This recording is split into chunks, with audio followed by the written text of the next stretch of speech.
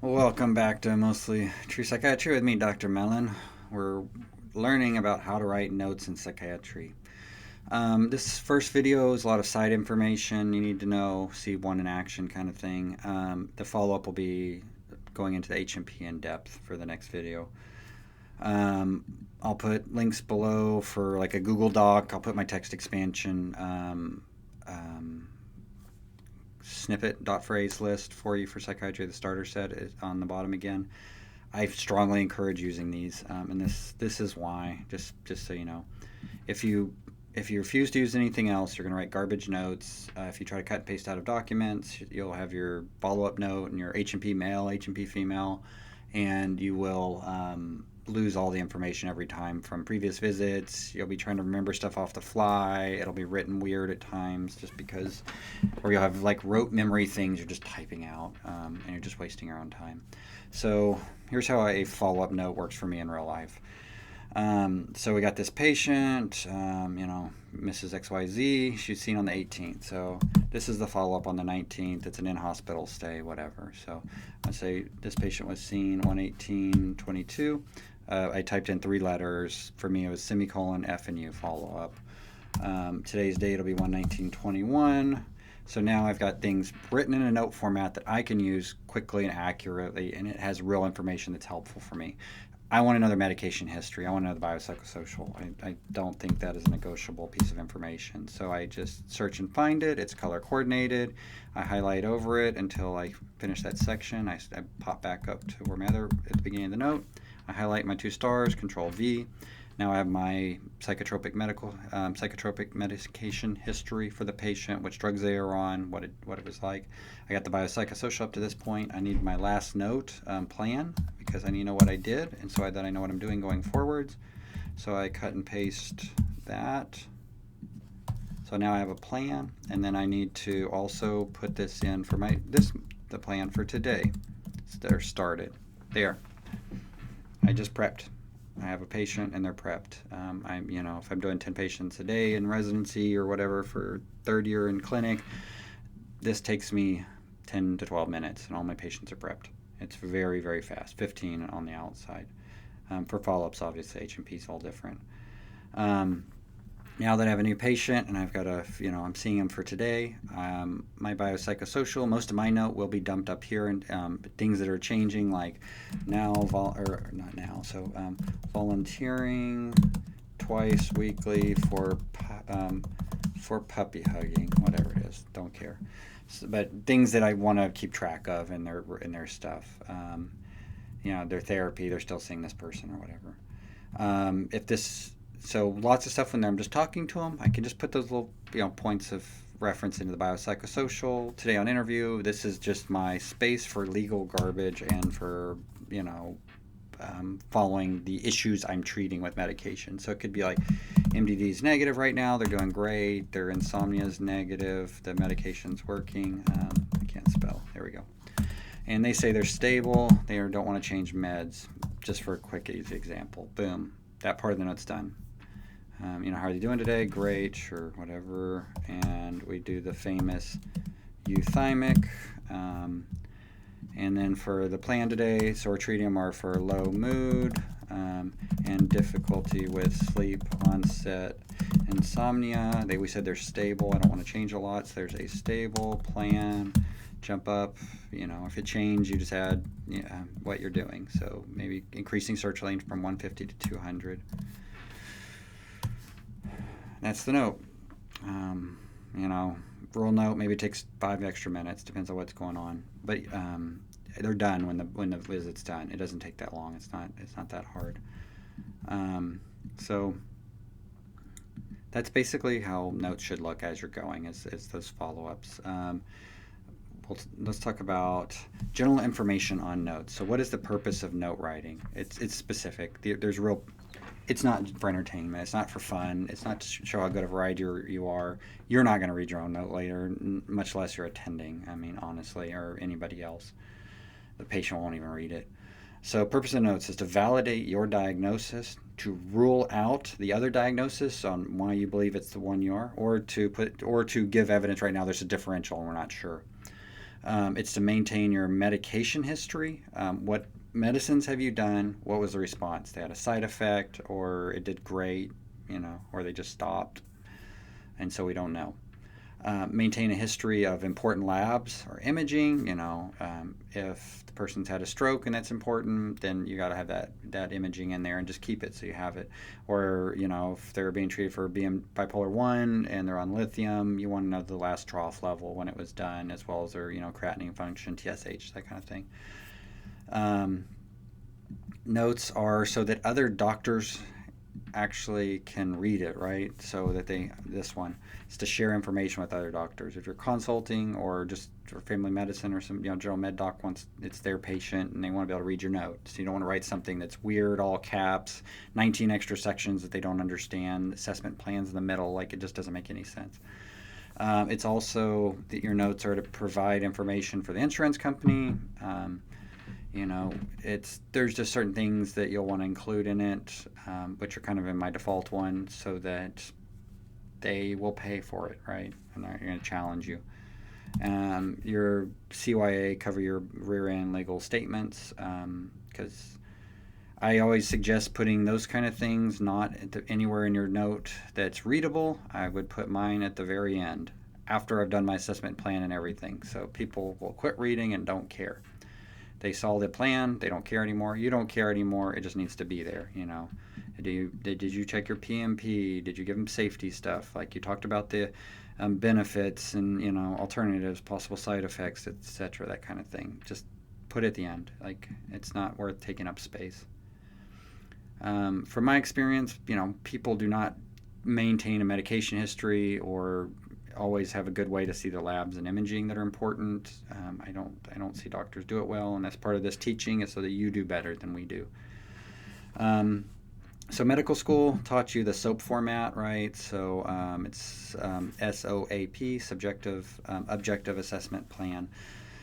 Subjective for us is like the patient statements and the review of psychiatric symptoms. So it's a review of systems for us is for their depression, their mania, hypomania, substance use disorder, PTSD symptoms, in sleep, whatever.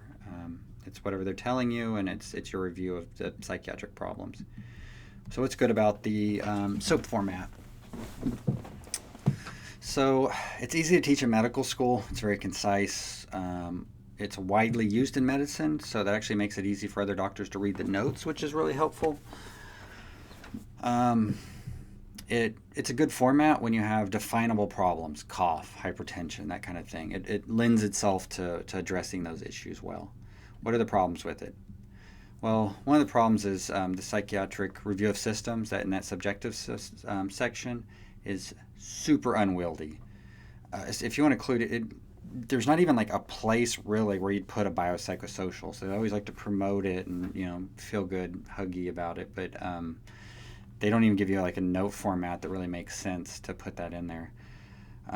So often, if you're trying, it ends up chopped up, weird, disjointed looking, the note, and then once you're no longer being a resident, you just start putting refer to H&P type of statements because you don't really care and you don't have a way to do it. You were never trained how to do it. It seems hard and you just quit. All right, so my argument is going to be that, let me make this really easier to see. There we go. Psychiatry notes should not be SOAP format. Notes in psychiatry are and should be more complicated than the other fields, other than maybe like, I don't know, who has a real problem with their notes and it gets really difficult. I don't even know right now. I'm tired. Sorry, night call, those kind of things. Our patients don't present with things like, oh, it's a thunderclap headache associated with sudden onset weakness in right lower limb, and a middle-aged patient with diabetes, hypertension, obesity, right? Like to where it's obvious and you're just putting the chain of events, so you can say, okay, now we do this. So things that are important for the H&P formatting is that in addition to the obvious sections that are required for just general SOAP stuff, it should always be written in a way that you can cut and paste and move forward. You you don't want to make too many motions and movements. You don't want to make it hard, so you should make a. You don't have to use mine. Like I could care less, but it should be in a way that I can easily get it forward. So like that's why I color coordinate things that I'm cutting and pasting together, and I put them together. So for me, the meds and the biopsychosocial are a chunk, so I can move them. It'd be nice if I could have the assessment and plan like that too, but the note looks ugly, so I made it in 2 steps, so that I could cut and paste as for the copy forward as easy as possible. Copy forward doesn't mean that's my note. It means I'm keeping things that I need so I can do a good job. And so for me, the things that I'm always keeping are the last assessment and plan. It's your medication history and the biopsychosocial. Those are the things I'm always keeping. So that's for formatting. That's what I think is important. Psychiatry notes, more or less, you can look at it as there's 4 types, right? So you've got a floridly psychotic, demented, altered mental status, high on 15 drugs patient who doesn't make any sense. They're not telling you any history that you're going to believe. You're going to have to ask them again or go to an outside source anyways, or calling their family member or parents or whatever. Or you just can't know right now and you're just waiting till they sober up. So they have a note that basically you're doing the famous unable to assess. You're just writing it over and over and over, which again, I'll just put a plug in. Why would you sit there and type that out? Why would it put marijuana use or, for ETO alcohol use? Why would you write unable to assess? Just find a way to do it quickly, right there, unable to assess. Do not type stuff out if you don't have to. So you got the floridly psychotic patient. You have a consult note from another doctor. They have a specific question they're trying to get answered. Can they go home? Are they stable? Or please just treat their psychosis. They're floridly manic, and I'm consulting psychiatry. Full H&P, it's long, specific, and we'll go over that next video. And then your follow-up notes, like I showed you, which can be done very quickly and effectively. All right, this is my golden rule. I'm going to read this because I think it's that important. Do not write the same information twice. Do not do this for your note. This is going to sound like a mean section, and I'm going to make it sound mean, I guess. But do not write the same information twice. To your absolute best ability, do not write the same thing twice. You're wasting your time. You're decreasing the quality of your work. The workflow should be efficient, organized, detailed. Note writing is a skill, and like any skill, the more you intentionally work on improving your skill, the better you get at it. You should have amazing note writing abilities that is clear, concise. It tells a compelling story by the end of a normal appointment, 20, 40, 60, 90 minutes, whatever it is. It should be completed. You should not write information in the psychiatric review of systems and then repeat it in your biosocial and then put it in the assessment and plan because you're afraid now the attending needs it. If they need the attending and you're going to have to do it anyway, just write it there. You're wasting your time. You're wasting their time. You're wasting everybody's time. And only a resident would sit there and write things 5 times. You have to stop doing that. Type and talk. I have PGY4s that they're afraid to do this, and it's ridiculous. It's absolutely ridiculous. You need to be able to type and talk. You have to be able to type and tell the patient out loud what you're typing. So, and if you tell the patient what you're typing, you won't look like a jerk, and they'll know what you're saying, and they'll be able to correct you. So it just shows that you're listening and that they're part of that conversation. And typing and talking make sure you get that story right. It gives the patient time to correct your story. It gives you a way to make a patient slow down if they're just kind of dumping everything on you, and you're like, wait, I've got to capture it. I heard this. Do you have that? And then you can kind of re-steer and get them away from like too much additional information that you don't need. It makes them know you're listening. It's very important. So you need to learn how to type and talk. Don't feel like it's bad. Otherwise, you're lying to yourself. You're going to, for residency, you're going to sit there and listen to them, then go do 5 hours of work at the end of the day, and you won't do it at all as soon as you finish and graduate. So you're not learning the skill, and you're lying to yourself through residency, and then you won't do it when you're an actual regular standalone doctor. All right. Hopefully that was helpful. Next, we're going to start going into the actual full HMP note and all the sections.